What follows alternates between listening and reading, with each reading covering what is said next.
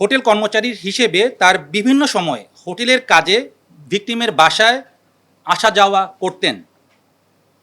উল্লেখ্য, গত 7 জানুয়ারি 2026 তারিখে ভিকটিমের বাবা, মা এবং ভাই জমি সংক্রান্ত কাজে হবিগঞ্জে যান এবং হোটেলে কর্মরত অন্য 3 জন কর্মচারীও হোটেল বন্ধ থাকায় ছুটিতে গমন করেন। ছুটিতে না যাওয়া হোটেলের একমাত্র কর্মচারী হিসেবে মালিকের অবর্তমানে মিলন মালিকের বাসা হতে 2 বেলার খাবার আনা নেওয়া করতেন।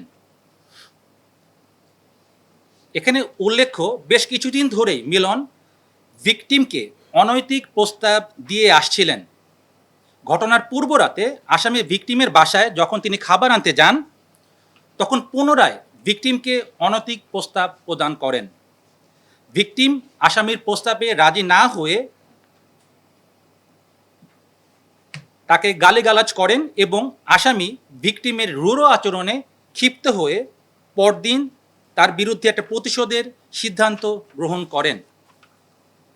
ঘটনার দিন ভিকটিমের বড় বোন যখন জিমের উদ্দেশ্যে বের হয়ে যান, আসামির পূর্ব পরিকল্পনা অনুযায়ী পূর্ব থেকে সংগৃহীত নাইলনের দড়িসহ ভিকটিমের বাসায় পুনরায় যান। প্রথমবার উনি খাবার আনার জন্য যান এবং তার বোনের সাথেই বের হয়ে আসেন, বড় বোনের সাথে বের হয়ে আসেন সবার সাথে, এবং পরবর্তীতে পুনরায় তিনি তার বাসায় যান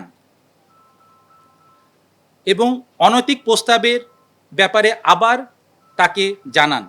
আসামির অনৈতিক প্রস্তাবে রাজি না হওয়ায় ভিকটিমকে এক পর্যায়ে ধস্তাধস্তির এক পর্যায়ে তাকে পিছন থেকে লাইলনের দড়ি দিয়ে তার গলায় শ্বাসরোধ করে তাকে হত্যা করার চেষ্টা করেন। পরবর্তীতে ভিকটিমের চিৎকার চেঁচামেচির